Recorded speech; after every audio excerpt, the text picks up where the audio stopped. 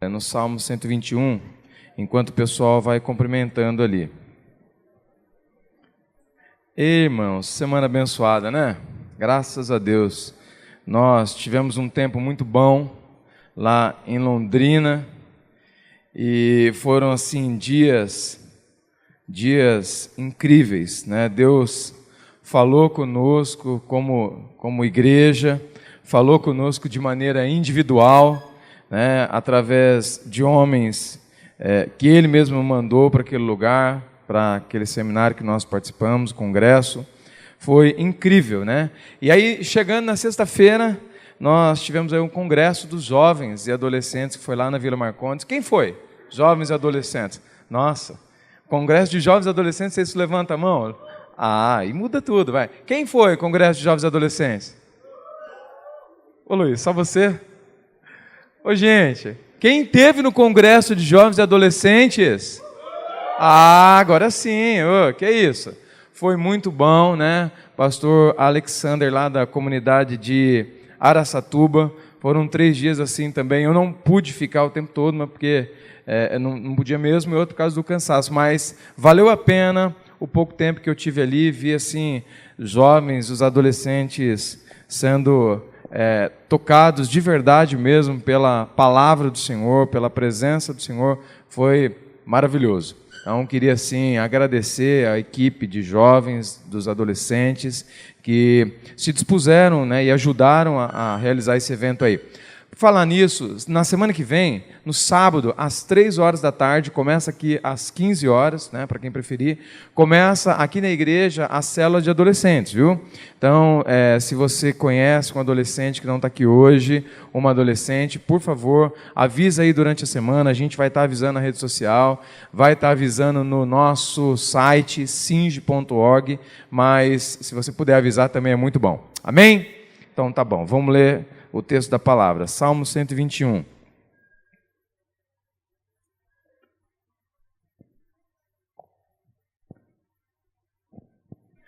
Amém aí? Levanto os meus olhos para o monte e pergunto: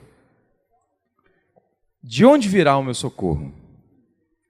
O meu socorro vem do Senhor, que fez os céus e a terra. E Ele não permitirá que você tropece. O seu protetor se manterá alerta. Sim, o protetor de Israel não dormirá. Ele está sempre alerta. O Senhor é o meu protetor. Como sombra que o protege, Ele estará à tua direita. De dia o sol não te ferirá, e nem a lua de noite. O Senhor o protegerá de todo mal, protegerá a sua vida. O Senhor protegerá a sua saída e a sua chegada, desde agora para todo sempre. Amém? Quem se inclui nisso, diga amém. Tremenda essa palavra, né, queridos? Principalmente nos dias atuais. Creio que em toda a história da raça humana e da igreja, mas principalmente hoje, principalmente nos tempos em que vivemos. É importante, é fundamental e é por demais necessário que nós tenhamos isso no nosso coração. Que vivamos, não só tenhamos no nosso coração, mas que vivamos essa palavra. Eu queria falar um pouquinho dela, sobre 3 perspectivas dos versos 1 e 2. Mas antes, só para a gente se localizar, alguns dos estudiosos da Bíblia acreditam que Davi tenha escrito esses salmos, e ele faz parte de um conjunto de salmos que são chamados cânticos de degrau. Eram cânticos que os peregrinos, depois de escrito, depois dos tempos, né, onde ele se tornou público, os peregrinos, os que moravam longe de Jerusalém, de Israel, eles iam para as festas anuais, as festas de cerimônias que Israel promovia, eles iam cantando esses cânticos, chamados os cânticos de degrau. Então, esse texto aqui que Davi escreveu era um dos salmos, das canções, uma das poesias que eles iam cantando, enquanto eles iam para o seu tempo de comunhão com Deus. Enfim, isso fazia parte da vida de Israel.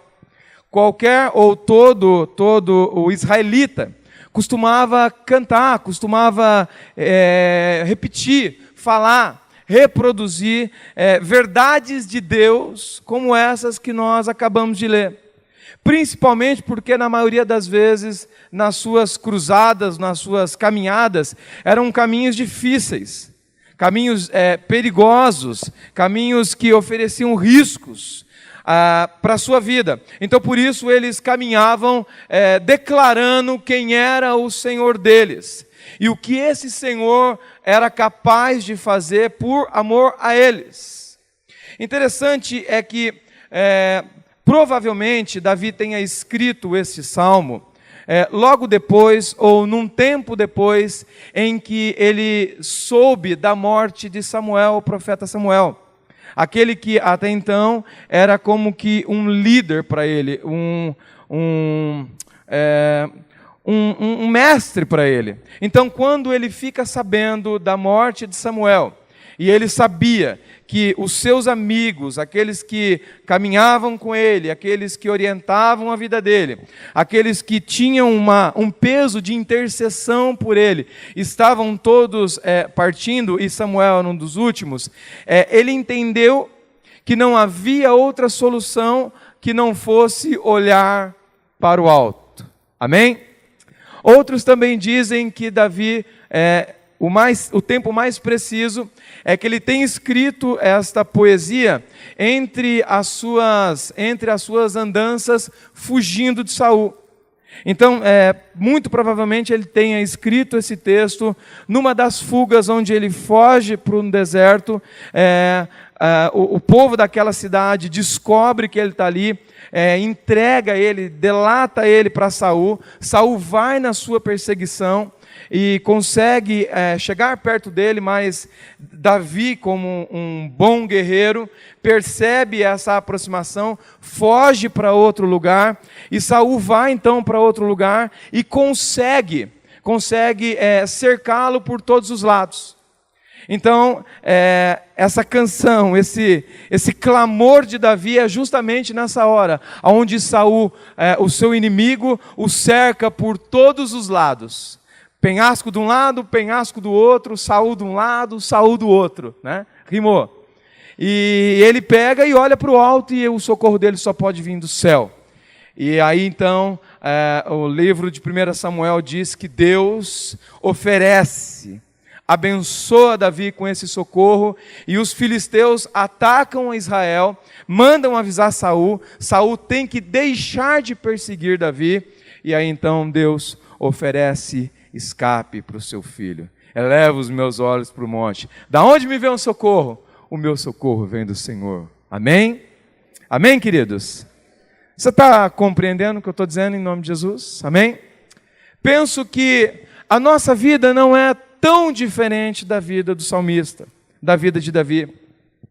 De uma maneira alegórica, mas de igual intensidade, nós também passamos na nossa vida, passamos na nossa vida cotidiana, passamos enquanto vivemos nesse mundo, passamos por tempos de dificuldade, por tempos de adversidades, por tempos onde não nos resta outra solução a não ser levantar os nossos olhos para o alto e dizer: Senhor, e agora? Da onde me pode vir socorro? Eu não sei se você tem passado por uma situação como essa, ou se você já passou por uma situação como essa, mas eu queria e eu gostaria de que nós pensássemos nesse salmo por três perspectivas das que Davi comenta aqui no início desse salmo. Então ele diz: eu levanto os meus olhos para os montes.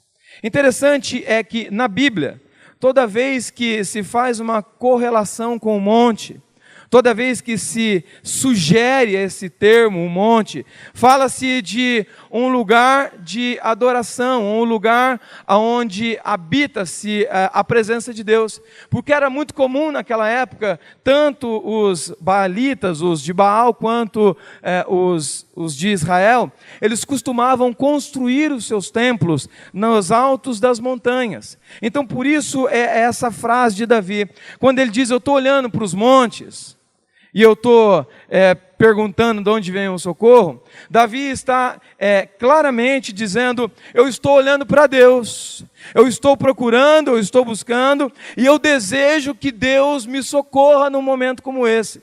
Eu desejo, eu espero, eu acredito, eu anseio que o meu socorro venha do Senhor.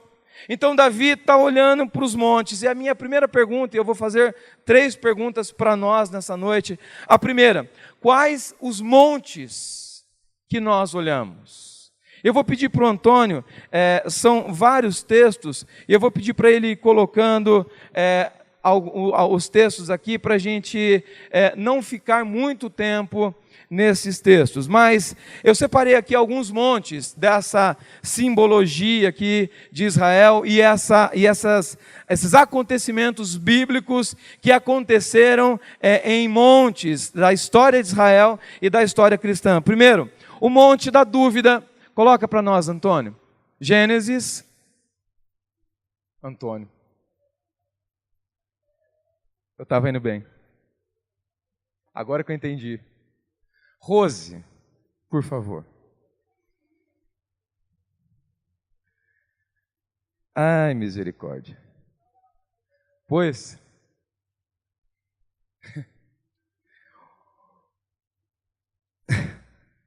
Rose, muda aí. Põe em 1 Reis, capítulo 18. O Monte da Dúvida. Vocês lembram da história? Vocês lembram da história? Então, tem um momento onde Elias desafia os profetas de Baal, e eles são levados para uma espécie de batalha, para ver quem era o Deus mais forte, se era Baal ou se era o Deus de Israel. E Elias desafia esses profetas. Mas Elias compreende que no coração de Israel há dúvidas. E eles estão ali, mas eles não realmente creem naquilo que o Deus deles pode fazer por ele. Por isso ele diz assim no versículo 18. Então Acabe envia os mensageiros a todos os filhos de Israel e ajuntou os profetas no Monte Carmelo. Quantos profetas? Quantos, irmãos? Contra quantos? Briga boa, hein? 400 profetas de Baal contra quem? Contra Elias. E Elias, na autoridade de Deus, os desafia. O verso 19. 19. Agora, pois, envia e ajunta a mim todo Israel. Esse é o desafio de Elias, no Monte Carmelo. Como também os 400 profetas de Baal. E os 400 profetas de Acera, que comem na mesa de Jezabel. 20.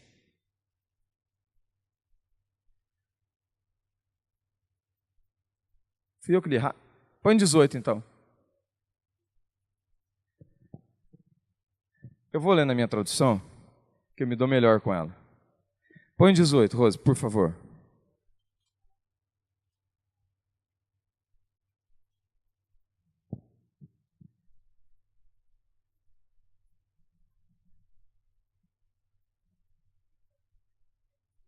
Eu vou ler na minha, pode deixar aí. Não tem perturbado Israel? Elias respondeu: mas você e a família do seu pai têm. Vocês abandonaram os mandamentos do Senhor e seguiram os Balaíns. Agora convoque todo o povo de Israel para encontrar-se comigo no Monte Carmelo.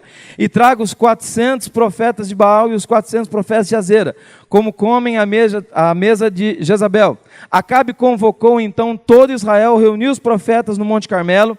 Elias dirigiu-se ao povo e disse: até quando vocês vão oscilar para um lado e para o outro? Até quando vocês vão oscilar para um lado e para o outro? Se o Senhor é Deus, sigam-no. Se Baal é Deus, sigam. Então a minha primeira pergunta nessa noite, será que em algum momento, ou será que na nossa vida cristã, nós ao olharmos para cima, ou teoricamente ao olharmos para cima, não olhamos para os montes das dúvidas? Porque se somos de Deus, se cremos no Deus bíblico, se cremos no Deus da palavra, no Deus que pode todas as coisas, no Deus que está conosco em todo o tempo, no Deus que não nos deixa só, no Deus que prometeu através de seu Filho Jesus, que estaria conosco em todo o tempo, até a consumação dos tempos. Se cremos no Deus que deixou, e quando foi para o Pai, deixou o Espírito Santo, o Espírito de Deus, para que intercedesse por nós, nós não podemos permitir que um monte chamado Monte da Dúvida impeça-me, ou deturbe a minha visão a respeito de Deus, ou quando olhar para o alto, não olhe de maneira errada. Amém?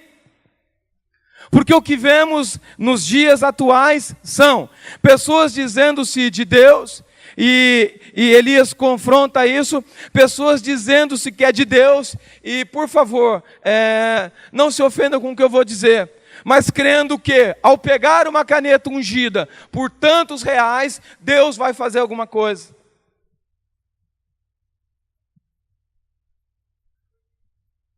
Ou a comprar uma vassoura ungida, Deus vai fazer alguma coisa.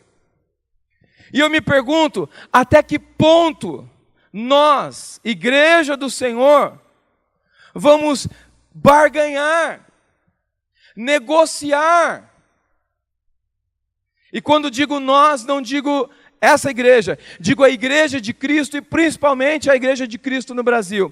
Até quando vamos oscilar em dois pensamentos? Até quando vamos permitir que coisas pagãs se misturem em meio à nossa fé, deturbem, desviem o nosso olhar, a ponto de olharmos para o alto, não olharmos para o Deus de Israel, mas para as penduricalhas que dizem que são de Deus, que podem, ou que dizem que podem fazer diferença na nossa vida. Nós cremos que quem pode fazer diferença na nossa vida é o Deus da palavra, aquele que tem compromisso conosco. Amém, queridos? Outro monte, agora sim, Gênesis 22, o monte da provação.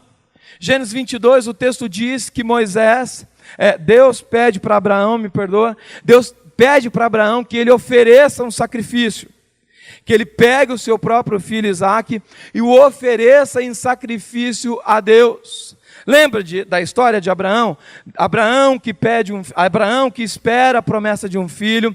Deus vem, entrega a promessa para Abraão de que ele vai ter um filho. Abraão tem um filho no tempo da velhice. E depois de um certo tempo, Deus então pede para que Abraão ofereça como um sacrifício vivo a vida do seu Isaque, a vida do seu próprio filho, e pede para que ele leve o menino no Monte Moriá, e ali ele prepare um lugar de ofertório, prepare um lugar de sacrifício, e faça isso com Isaque. O texto vocês conhecem, Abraão obedece temente a Deus, obedece a palavra do Senhor, e quando ele chega naquele lugar, obediente àquilo que Deus tinha dito para ele, Deus provém um outro sacrifício, provém uma outra oferta, e ele não precisa entregar o próprio filho. Mas às vezes nós olhamos para o alto, levantamos os nossos olhos para o alto, e temos que decidir, e temos que fazer escolhas na nossa vida. Se vamos obedecer, e vamos irrestritamente obedecer a Deus, entendendo aquilo que Deus fala conosco, ou se vamos, de alguma forma, ajeitar, negociar,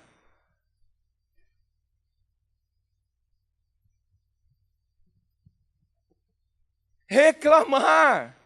Mas Senhor, agora, depois de tudo que passei,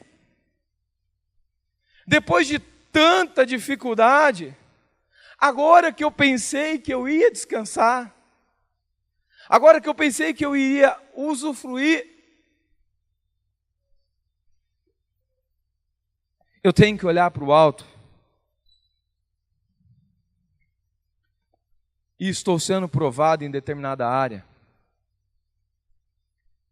da forma como nós vamos responder para Deus, vai determinar a forma como nós vamos viver depois desse tempo. Amém? Êxodo 3. Nossa, irmãos, vocês não estão entendendo? Amém? Êxodo 3. Êxodo capítulo 3. Nós ouvimos lá em Londrina uma palavra tremenda do pastor Luiz Saião sobre a vida desse homem, Moisés. E eu me lembrei desse texto, que ele também passou por um monte, ele também teve uma experiência de olhar ou de estar no monte. E no caso dele, foi um lugar de direção, de decisão. A história de Moisés também, entendo que você conhece, ele nasce, vive lá no palácio do faraó, assumido pela filha do faraó. Chega um tempo onde ele começa a compreender o propósito de Deus para a vida dele, sai é obrigado a deixar o palácio. E nesse texto aqui, para a gente não perder muito tempo, nesse texto é um texto onde Deus chama Moisés para dar direção para ele, para apontar para ele uma direção, para alinhá-lo à vontade dele, para alinhá-lo àquilo que Deus esperava para a vida dele. Então esse monte na vida de Moisés é um monte de direção, é um tempo onde Deus quis dar orientações específicas para a vida de Moisés. Um outro monte, Monte Nebo, Deuteronômio capítulo 34, é o lugar onde Deus leva Moisés para mostrar para ele a terra prometida, para mostrar para ele a terra da promessa, aquilo que Deus havia prometido, aquilo pelo qual ele havia empenhado a vida dele e como seria aquele lugar. E aí a gente vai caminhar um pouquinho mais e tem lá o monte da oração, Lucas capítulo 22, versículos 39 e 40, o Monte das Oliveiras. Põe para nós, Rose, fazendo favor. Lucas 22. E saindo foi como costumava. Isso lembra o quê? Jesus saindo foi como costumava. Prática diária. Amém? Amém, igreja? E saindo foi como prática diária para o Monte das Oliveiras. E também os seus discípulos o seguiram. Só esse texto. Então, é o lugar da oração. Elevo os meus olhos para o monte, de onde me virá o socorro. A oração também deve fazer parte desse monte aonde Davi estava olhando. A oração deve fazer parte daquilo que nós esperamos em Deus, ou daquilo que nós queremos viver em Deus, depende da nossa vida de oração. Amém? Amém, igreja? O outro enfoque do elevo os meus olhos para o monte.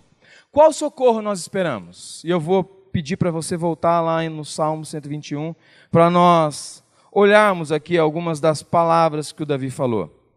Salmo 121 de novo, queridos, por favor. Então, quais são os montes que nos desafiam? Ou quais são os montes para os quais nós estamos olhando? Ou quais são os montes que se apresentam como desafio para nós? Um monte de dúvida, um monte de dúvida, né?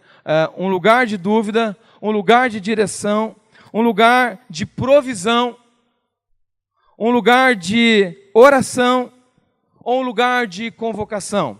E agora nós vamos olhar para que tipo de socorro Davi entendia que Deus poderia ajudá-lo. Versículo 1 de novo. Levanto os meus olhos para o monte e pergunto, de onde vem o meu socorro? E aí ele mesmo responde, o meu socorro vem de Deus. De onde tem vindo o nosso socorro, irmãos? De Deus. Como eu disse, os montes indicavam, naquela época, o lugar da presença de Deus. E Davi sabia que não havia outro lugar, Não havia outra possibilidade.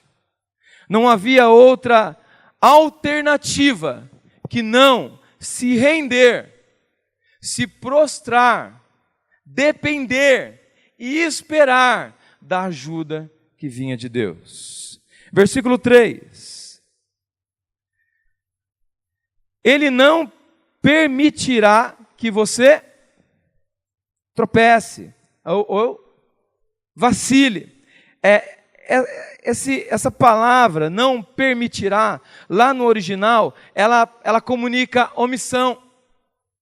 Então, em outras palavras, Davi está dizendo: eu sei que o meu Deus não se omite, não me abandona, não me deixa sozinho, enquanto eu passo na minha adversidade. Esse salmo aqui, irmãos, ele era muito lido também pelas pessoas que viajavam por lugares difíceis. Como a cultura de Israel, eles tinham as suas práticas de oração, de repetição. Então, ao passar por um lugar, por um beco, por um monte, eles costumavam fazer essa oração. Porque haviam lugares onde eles tinham que passar, que era cercado, eram becos estreitos, e geralmente nesses lugares, os assaltantes, eles aproveitavam o lugar estratégico que ficava em cima do monte, em cima das montanhas, para dali avisar, provavelmente uma quadrilha, para avisar que as pessoas estavam passando, para que elas fossem assaltadas. Então, teoricamente, o assaltante, teoricamente, o inimigo, ele prevalecia, ele tinha uma visão melhor, ele tinha uma localização melhor. Então, Davi está dizendo isso diante da sua adversidade. Eu sei que o meu Deus não se omite, eu sei que Ele não vai permitir que eu tropece. Sim, Ele é protetor. Queridos, Deus está ao nosso lado uma vez em que o temos como Deus de nossas vidas, uma vez em que nós vivemos uma vida e um relacionamento íntimo com Ele, o Senhor não permite, anda do nosso lado, seja nos ajudando na situação, seja permitindo que passemos pela situação de uma forma possível. Lembra dos 3 amigos de Daniel na fornalha? Deus não os livra da fornalha, mas os livra na fornalha. Então essa é a palavra de Davi, diante da sua dificuldade. Eu sei que o meu Deus não se omite, e essa certeza tem que estar no nosso coração, irmãos. Nosso Deus não se omite, por mais dificuldades que possamos passar, por embates difíceis que podemos passar na nossa vida, Deus não se omite de estar do lado dos seus. Amém? Então diga assim comigo: meu Deus não é omisso, Ele é presente. Lá para eles, irmãos, isso era uma história repetitiva, eles tinham que repetir, era a forma de crença. Para nós, tem que vir aqui, mas tem que descer para o coração. Amém? Não adianta ficar aqui nas ideias, tem que descer para o coração. Eu tenho que viver isso na minha vida, eu tenho que depender disso. Eu tenho que esperar isso. Eu tenho que crer e descansar nisso. Amém? Verso 4. Perdão, 5 agora. O Senhor é o meu protetor. Como sombra me protege, irmãos. Vamos pensar nessa ideia de sombra.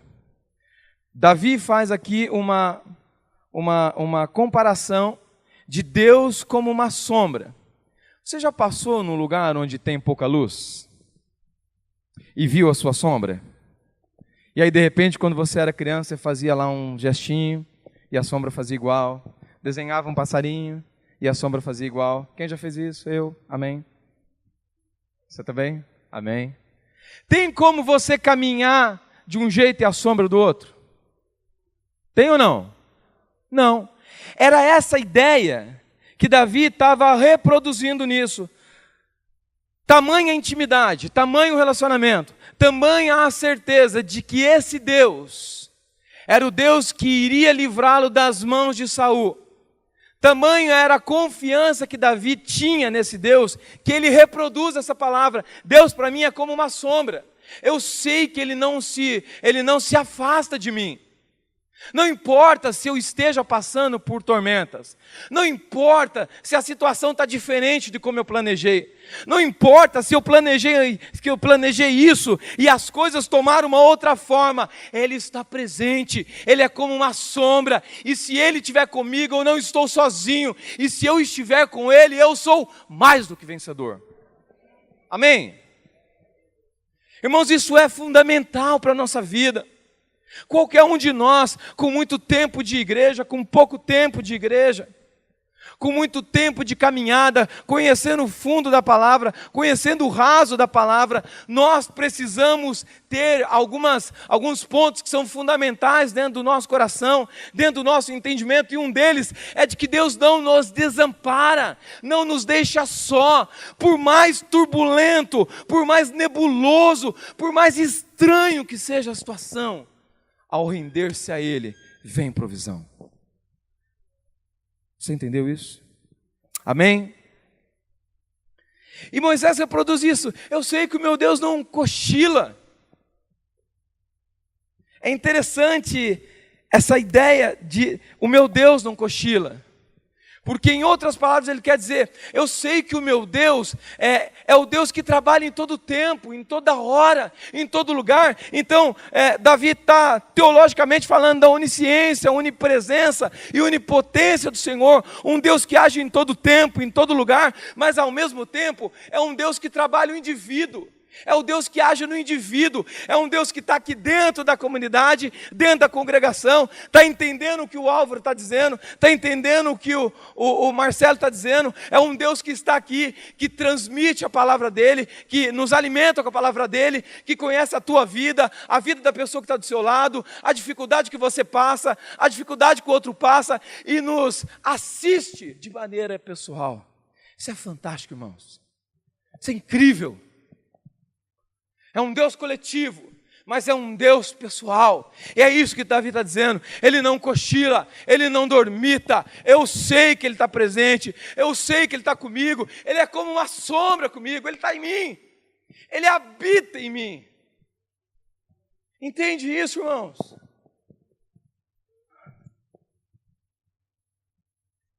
Vocês. Olha a soberania. De dia o sol não te ferirá. Lembra do socorro lá no deserto? Não lembro. Lembra do socorro no deserto? De dia, o que Deus providenciou? A nuvem. E de noite? Então eu sei que o meu Senhor está comigo como uma sombra. De dia, na luta, na adversidade, no calor, na intensidade, Ele vai estar comigo. À noite, na solidão, no vazio, no escuro, quando ninguém sabe, quando a pessoa nem imagina como é que eu estou, quando a pessoa que está comigo há 10, 20, 30 anos, alguém que é da minha família, da minha própria casa, não consegue compreender, não consegue me entender, Ele está comigo. Ele me conhece, se importa comigo. Conhece e se importa com você. O Senhor é aquele que socorre sempre, irmãos. O Senhor, versículo 7. O Senhor me protegerá de todo mal. Protegerá a sua vida. Essa ideia de proteção não tem a ver com aquela ideia de que vai isolar você num canto e você nem por ouvir vai saber falar de dificuldade, mas é o Deus que está junto com você, que passa junto com você, elas estando ávidas ou não, Ele está junto com você. Amém? E por fim, verso 8. O Senhor protegerá a sua saída e a sua chegada, desde agora para sempre. É o Senhor que está conosco, até mesmo quando há um tempo de mudança na nossa vida. Sabe aquele tempo onde você percebe que as coisas estão mudando? Sejam elas determinadas por você, sejam elas determinadas por pessoas, sejam elas determinadas pelo céu, ou sejam elas determinadas por algum ataque do maligno. Mesmo nas mudanças, mesmo não entendendo o tempo do agora, mesmo não entendendo para onde eu estou indo, o Senhor é o Deus que guarda a minha entrada e guarda a minha saída. Amém? Agora, a última. Então nós olhamos para o monte. Que tipo de monte temos olhado? Que tipo de socorro temos esperado? Que tipo de socorro entendemos que esse Deus pode nos oferecer? Agora, só para a gente pensar e para a gente caminhar para o fim. Com que olhos nós temos olhado para esse Deus? Nós estamos acabando de sair aí do tempo da oração. E eu confesso para vocês que essa semana eu tive 2 experiências de graça de Deus sobre a minha vida por causa da oração. E estou falando isso apenas para que encoraje a sua fé. Deus quer se mover no nosso meio também, através da nossa oração, irmãos. Com que olhos temos olhado para Deus? Com que olhos temos esperado o socorro de Deus para a nossa vida?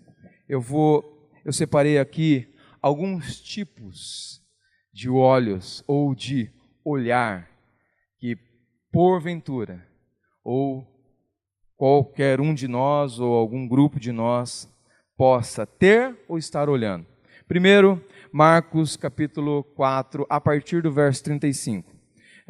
Não vou ler o texto todo, mas é o texto onde os discípulos de Jesus estão num barco, há uma grande tempestade, Jesus está no barco e Jesus está dormindo. Qual o olhar dos discípulos para ele, irmãos? Oh, Jesus! Não adianta nada estar perto se estiver dormindo. Não é isso? Senhor, mas eu estou perto, eu faço parte de uma comunidade, eu faço parte de uma célula. Senhor, eu vou até nos estudos. E digo mais, estou orando, mas a ideia, o meu olho, me diz que o Senhor está dormindo. Então, esse era o olhar dos discípulos, em Marcos capítulo 34, a partir do verso 35. Capítulo 4, verso 35. Os olhos dos discípulos naquele momento era um olhar de um grupo de discípulos esperando a ação de seu Deus, que estava sossegadamente descansando no barco. E quantas vezes nós, velada ou revelada, mente, dizemos: Deus, aonde estás? Sei que o Senhor está em algum lugar, porque eu sou parte dos crentes, mas parece que não está muito interessado. Esse era o olhar dos discípulos. João capítulo 3, versículo 3, fala do olhar de Nicodemos, que ouve falar de Jesus, que fica sabendo que Jesus é um profeta, que está operando milagre, que está mudando a sociedade de Israel, que está fazendo e que está acontecendo. E ele quer. E ele procura Jesus de noite e diz: Senhor, eu quero também. O que é que Nicodemos queria, irmãos? O favor de Deus. Agora eu queria que nós olhássemos do outro lado, o olho de Jesus para ele. Imagina a cena, Nicodemos olhando para Jesus e dizendo: também quero fazer parte disso. Também quero que alcance minha vida. E Jesus olhando para Nicodemos dizendo: eu também quero alcançar a sua vida. João 3,3. Está aí, Rose? Eu vou ler, pode pôr se você quiser. Ninguém pode ver o reino de Deus se não nascer de novo. Ninguém pode ver. O que Jesus disse para ele, Nicodemos? Você está olhando, mas não está vendo. Você está olhando, mas não enxerga.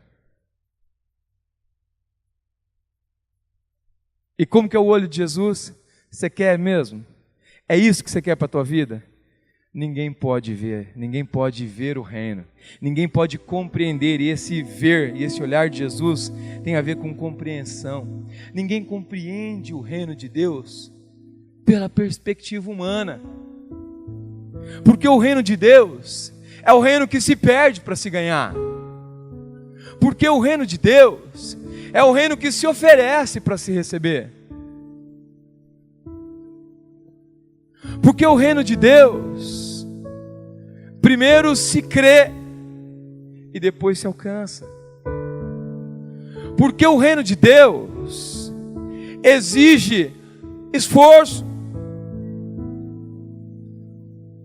porque o reino de Deus, ao contrário de outras divindades, necessitava de uma parceria com o homem. Não era uma adoração de forma, não era uma adoração de ritual, envolvia olhar. Você já viu aquela pessoa que diz assim, sabe, aquela pessoa ela olha com o coração? Você já ouviu alguma coisa assim? Tem pessoa que olha com o coração.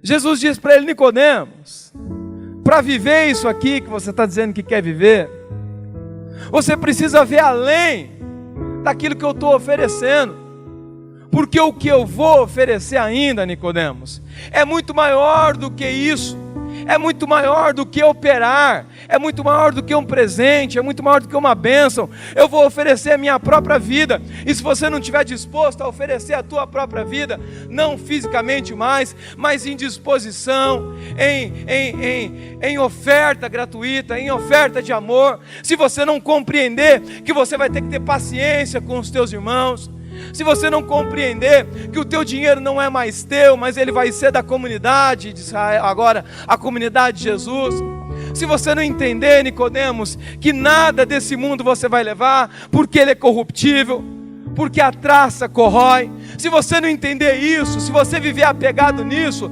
você não vai conseguir viver esse reino. Então, o olhar de Nicodemos é o olhar da mão que quer o favor, é da mão que quer, é de alguém que quer o favor de quem está do lado. Jesus olha para ele com o olhar de Davi. Você precisa querer alguém que está acima de você, alguém que oferece mais do que aquilo que as pessoas oferecem para você, alguém que oferece a vida, alguém que oferece o coração, alguém que oferece a paz que o mundo não é capaz de dar. Amém.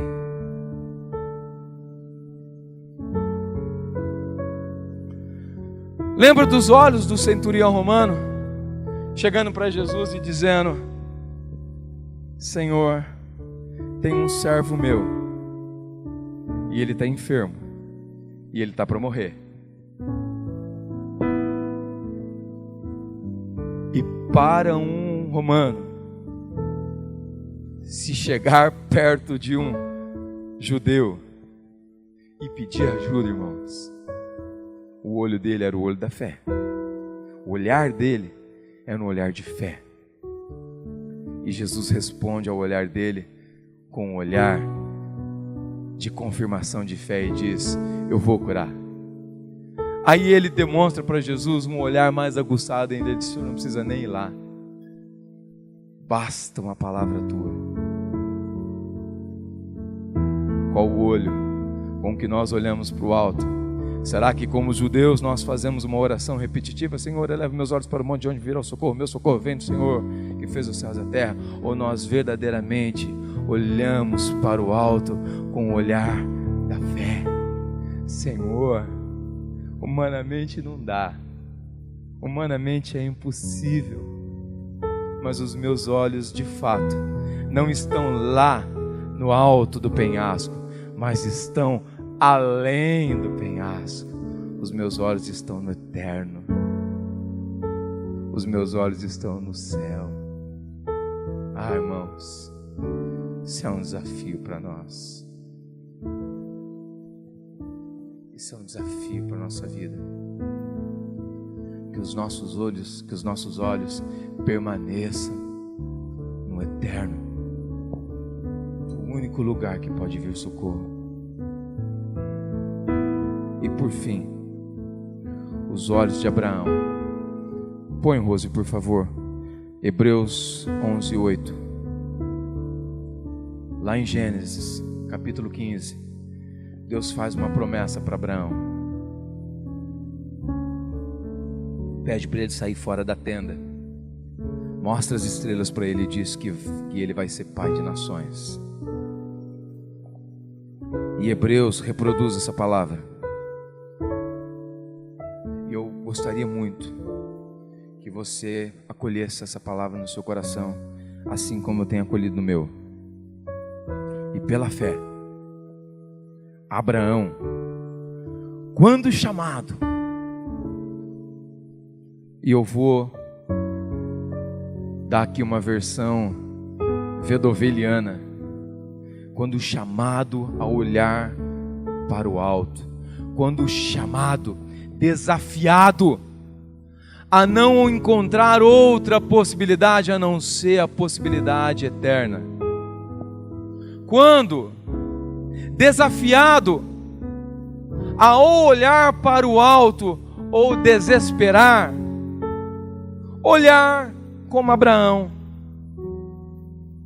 Pela fé, Abraão, quando chamado, obedeceu e dirigiu-se ao lugar que mais tarde, só mais tarde, receberia como herança, embora não soubesse para onde estava indo. Entende? Amém?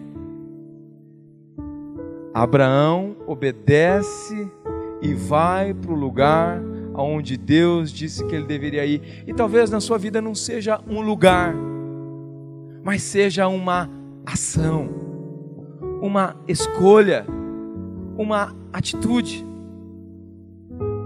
Ir ou viver uma decisão, ou viver uma escolha, ou viver uma verdade que você compreende que é a verdade com que Deus está se comunicando a você, e ainda que essa verdade lhe cause estranheza, e ainda que essa escolha lhe cobre renúncia, e ainda que essa decisão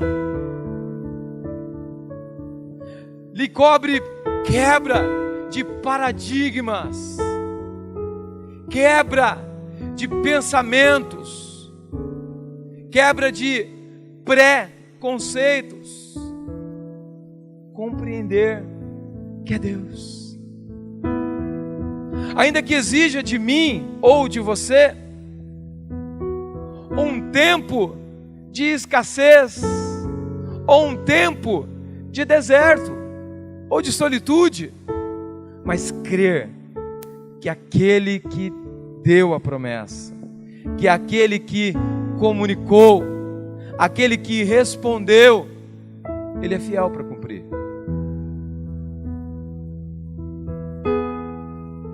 Amém, queridos?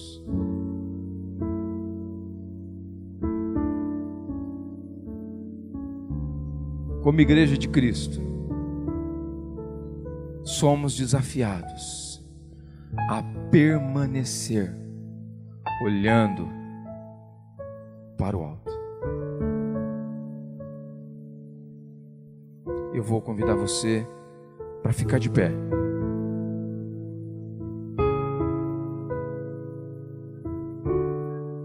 E antes de nós olharmos para frente e olharmos para o alto, porque participar da ceia nos leva o olhar para frente, nos leva o olho para o alto. Foi ordenança do Senhor para que fizéssemos isso como comunidade, esperando um tempo de vivermos essa realidade aqui na eternidade. Mas antes de nós participarmos, eu gostaria de orar com você. E gostaria muito que você se desconectasse, se você ainda não se desconectou, de qualquer dificuldade, barreira ou de qualquer tentativa, seja ela da sua mente humana, seja ela por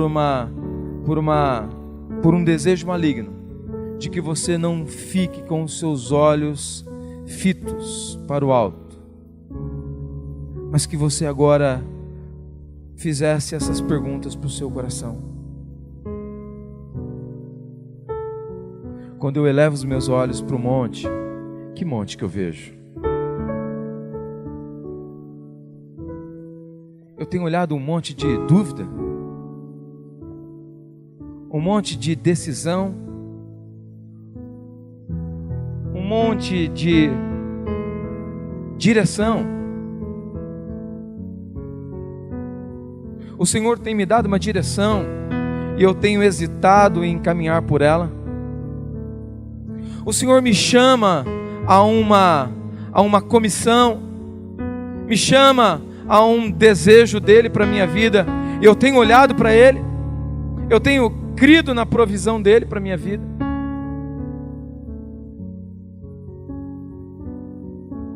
O Senhor tem me feito olhar para cima, olhar para o monte, e eu tenho me rendido em oração a Ele, para ouvir dEle, para me atrelar, para me alinhar a Ele, para me tornar mais íntimo dEle.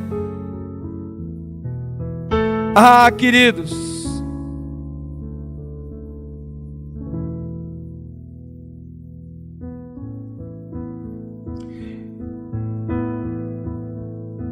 é uma resposta que só você pode dar, tanto para você quanto para o Senhor.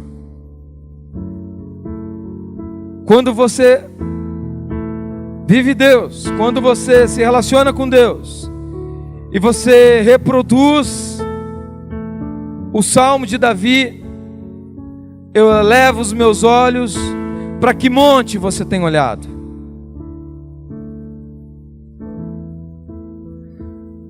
Que tipo de resposta você tem aguardado? Você tem, ou você compreende, que tipo de proteção o Senhor pode e está te oferecendo? Você tem crido e vivido ela?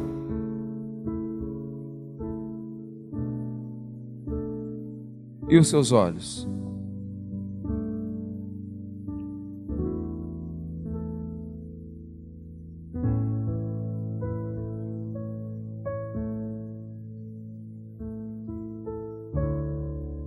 E os seus olhos?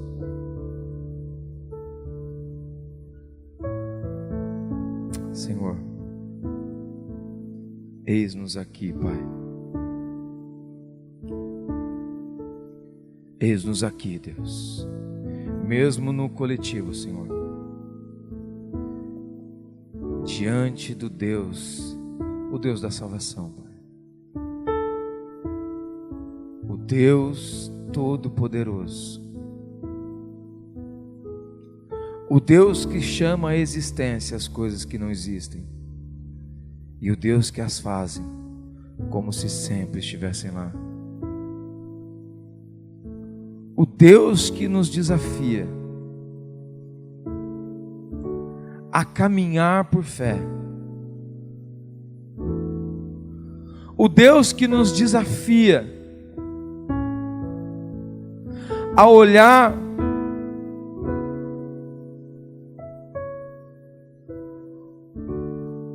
com os olhos da esperança. O Deus que nos desafia a crer contra a esperança.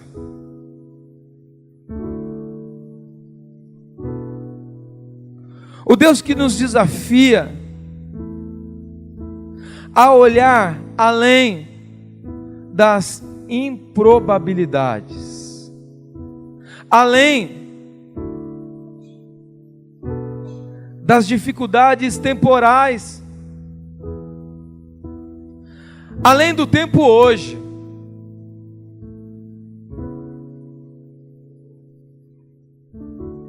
O Deus que nos desafia a não andar mais no sistema homem. O Deus que nos desafia a não andar mais, apesar de estar no mundo físico, a não olhar mais apenas com os olhos naturais, mas olhar com os olhos do sobrenatural.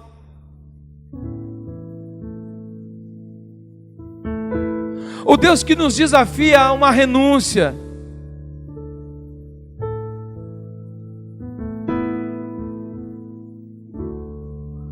O Deus que nos convida a nos ofertar a Ele. O Deus que nos dá um olho ou um olhar de inconformismo, mas o inconformismo contra o natural. Quando nós olhamos a vontade de Deus, quando nós olhamos a vontade de Deus, somos desafiados a não olhar mais com olhos limitados, ainda que isso nos custe uma satisfação pessoal, ainda que isso nos custe um bem-estar temporal, ainda que isso nos custe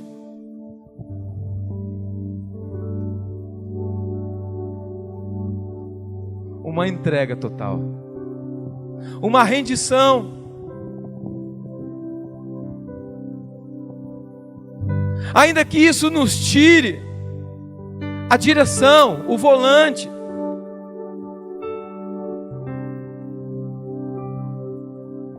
Ainda que isso exija de nós confiar no piloto, acreditar que aquele que nos resgatou do lamaçal das trevas nos tem colocado num bom lugar, acreditar no Deus da provisão,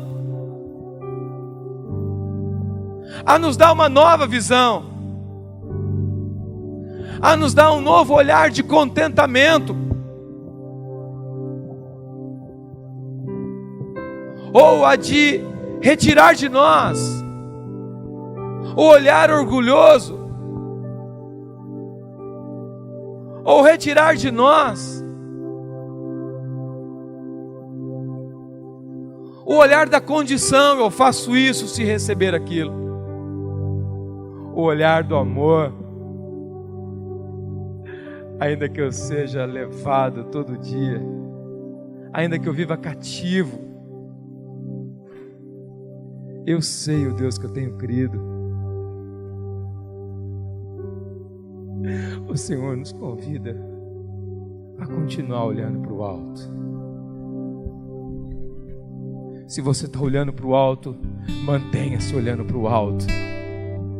Se você não estava olhando para o alto, volte os seus olhos para o alto nessa noite. Se você nunca olhou para o alto, se você nunca dependeu e nem conheceu o Senhor de fato e de verdade na sua vida, eu te convido a fazer isso nessa noite. E se você não o fez, e não olhou para o alto de maneira pública, para que as pessoas saibam que de agora em diante os seus olhos estão no Senhor que fez os céus e a terra, eu te convido a dar um sinal com a tua mão, para que você viva não mais uma vida segundo o teu olhar, mas uma vida segundo o olhar do sobrenatural de Deus para a tua vida. Se você quiser fazer isso nessa noite, dá um sinal só com a tua mão, levante a sua mão e nós vamos orar por você. Se você tem olhado para o alto, permaneça olhando para o alto. Amém? Deus abençoe você, que o Senhor te sustente, te dê força para você permanecer com os seus olhos no Senhor. Amém?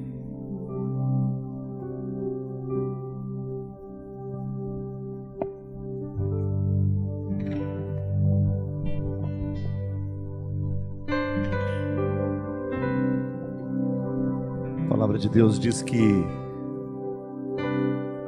nem olhos viram, nem ouvidos ouviram, nem jamais subiu ao coração do homem aquilo que Deus tem preparado para aqueles que o amam. Olhe para Ele. Olhe para Ele. Nós vamos servir então a ceia.